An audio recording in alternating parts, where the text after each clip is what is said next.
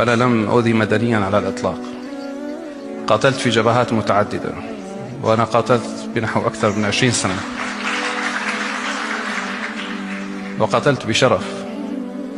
بل بالعكس تماما، كنت أواجه المخاطر وأعرض نفسي للخطر أنا وكل من معي كي لا يتعرض المدنيون للخطر. وهذه المعركة الأخيرة التي شاهدتموها عندما كنتم تجلسون هنا في السنة الماضية وذهبت الأجندة إلى مكان آخر، فأعتقد أن المعركة كانت كلها رحمة.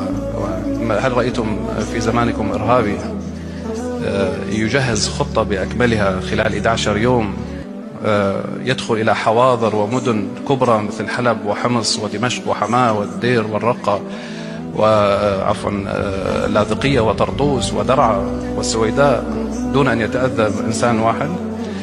ودخلنا في معركة عسكرية، ومعركة عسكرية صفتها الهدم والدمار والقتل. إنسان واحد لم ينزح من هذه المدن والقرى والبلدات. فهل هذا عمل إرهابي؟